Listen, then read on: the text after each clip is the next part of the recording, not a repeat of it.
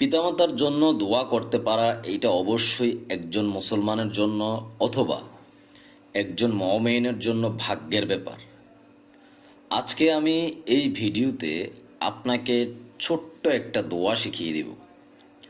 আপনি যদি আপনার পিতামাতাকে ভালোবেসে থাকেন, অবশ্যই অন্তত আজকের ভিডিও দেখে একবার হলেও আপনার পিতামাতার জন্য এই দোয়াটা পাঠ করে যাবেন। কেন আপনি পাঠ করবেন? এই দোয়াটা যদি আপনি পাঠ করেন, আপনার পিতামাতা যদি এই দুনিয়াতে বেঁচে থাকে, তাহলে তাদের গুনাহসমূহ আল্লাহ তাআলা এই দোয়ার উসিলায় মাফ করে দেবেন।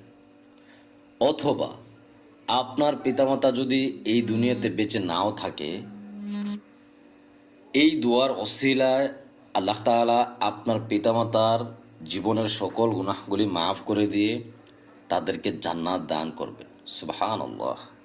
এই দোয়াটা কিভাবে পাঠ করবেন, কখন পাঠ করবেন, আমি একটু সেই বিষয়ে আপনাকে বলি, তারপর ইনশাআল্লাহ দোয়াটা আমি শিখিয়ে দেব।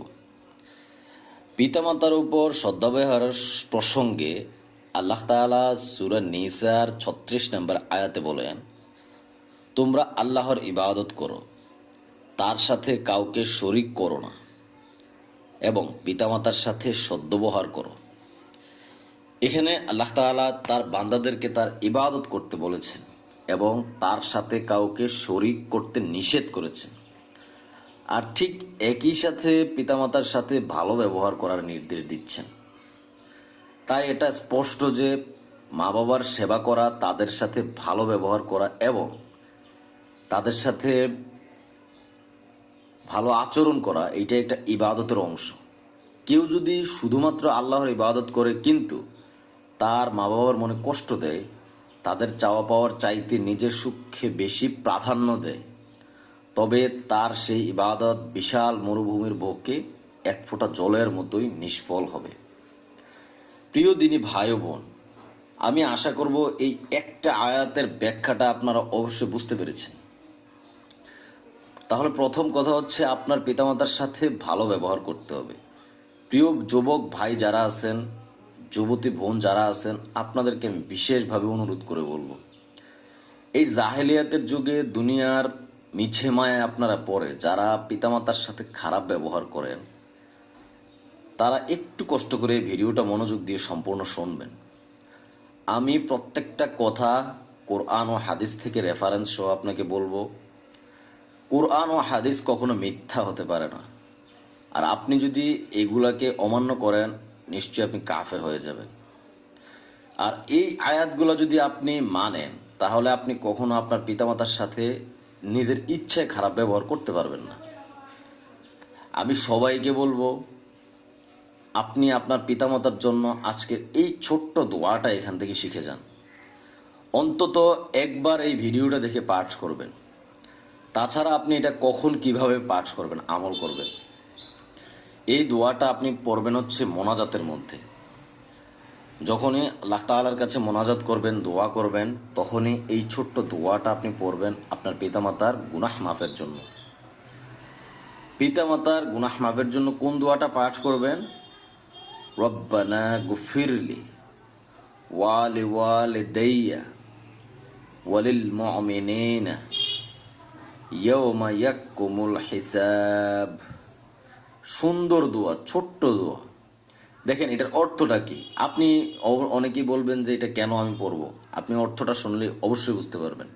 অর্থ, হে আমাদের প্রতিপালক, রোজ কেয়ামতে আমাকে, আমার পিতামাতা ও সকল মুমিনকে ক্ষমা করুন।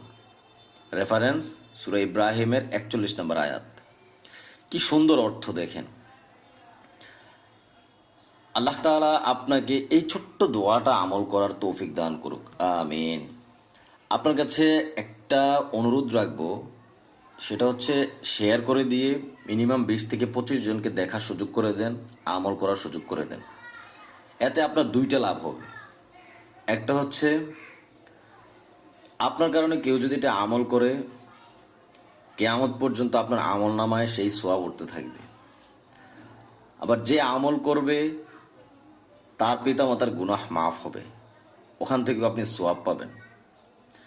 দেখেন আল্লাহ তাআলা কোরআনে যা মানুষকে নির্দেশ দিয়েছেন, তাই পালন করা কিন্তু আমাদের জন্য ফরজ, প্রত্যেকটা মুসলমানের জন্য ফরজ। আল্লাহ তাআলা নির্দেশ করেন পিতামাতার সাথে উত্তম ব্যবহার করার। মা বাবা বৃদ্ধ বয়সে উপনীত হলে সব কিছুর চাইতে বেশি প্রাধান্য দিতে হবে তাদের মনকে।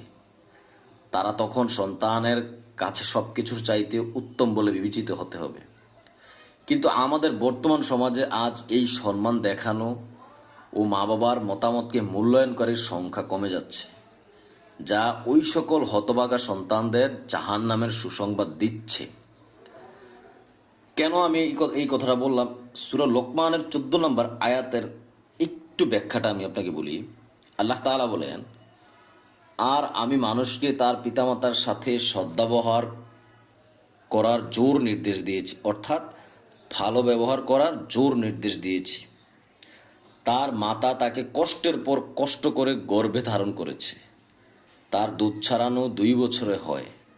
নির্দেশ দিয়েছি যে আমার প্রতি ও তোমার পিতামাতার প্রতি কৃতজ্ঞ হও, আমার কাছেই তোমাকে ফিরে আসতে হবে।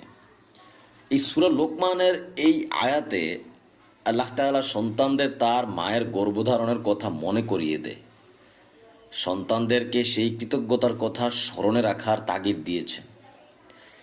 এই গর্ভকালীন মায়ের সেই কষ্ট সন্তান তার সারা জীবনের শ্রেষ্ঠ সেবা দিতে দিয়েও পূরণ করতে সক্ষম নয়। সুতরাং আমি আপনার কাছে আবারও অনুরোধ রাখব, আপনি আপনার পিতামাতার জন্য বেশি বেশি এই দোয়াটা পাঠ করবেন। আল্লাহ তাআলা সূরা লোকমানের ঠিক পরের আয়াতে অর্থাৎ 15 নম্বর আয়াতে কি বলেন শুনেন। পিতামাতা যদি তোমাকে আমার সাথে এমন বিষয়কে শরীক স্থির করতে পীড়াপিড়ি করে যার জ্ঞান তোমার কাছে নেই, তবে তুমি তাদের কথা মানবে না এবং দুনিয়াতে তাদের সাথে সহ অবস্থান করবে। কত মহান আমাদের রবের সত্তা, যিনি মাতা পিতার সম্মান বৃদ্ধি করেছেন সন্তানের কাছে। মা বাবা যদি সন্তানকে আল্লাহর সাথে শিরক ও বাধ্য করতে চায়, তবে সন্তান যেন সেই আদেশ না মানে, কিন্তু তারপরও মা বাবার সাথে খারাপ আচরণ করা যাবে না। এই আয়াতে এইটাই বুঝাইছেন। সুন্দরভাবে তাদের সেই অন্যায় আবদার পরিত্যাগ করতে হবে, তাদেরকে এই ভুল সংশোধনের জন্য বোঝাতে হবে, কিন্তু কোনো অবস্থাতেই তাদেরকে ত্যাগ করা যাবে না এবং খারাপ আচরণও করা যাবে না। পিতামাতা যদি বিধর্মীয় হয় তবু তাদের ত্যাগ করা যাবে না। সুতরাং এখান থেকে এইটাই পরিষ্কার যে আল্লাহ তাআলা পিতামাতার অবস্থান কত উপরে তুলে ধরেছেন এই একটাই আয়াতের কারণে, একটা আয়াতের মাধ্যমে। সেটা অবশ্যই আপনাকে বুঝতে হবে। হযরত বশির আলাইহিসসালাম থেকে বর্ণিত, রাসূল সাল্লাল্লাহু আলাইহি সাল্লাম বলেন, যেই লোক মায়ের কাছে অবস্থান করে তার নির্দেশ মতো চলে, সে তরবারে নিয়ে আল্লাহর রাস্তায় জিহাদকারীর চেয়েও শ্রেষ্ঠ। মায়ের দিকে ভক্তি সহকারে তাকানোর চেয়ে মহৎ কাজ আর কিছুই নেই এই দুনিয়াতে।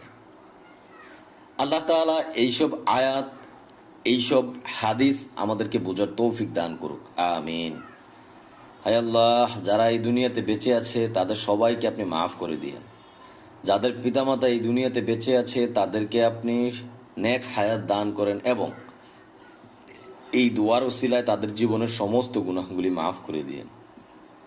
যাদের পিতামাতা এই দুনিয়াতে বেঁচে নেই, এই দোয়ার ওসিলায় তাদের জীবনের সকল গুনাহগুলি মাফ করে দিয়ে তাদেরকে জান্নাতের বাগান বানিয়ে দিয়েন, আমিন। আপনি যদি আমাদের চ্যানেলে নতুন হয়ে থাকেন, অবশ্যই চ্যানেলটি সাবস্ক্রাইব করে সঙ্গে থাকবেন, কেননা আমরা এরকম ছোট ছোট অনেক আমল এবং দোয়ার ভিডিও আপনাদেরকে দিয়ে থাকি। ভালো থাকবেন। আসসালামু আলাইকুম ওয়া রাহমাতুল্লাহি ওয়া বারাকাতুহু।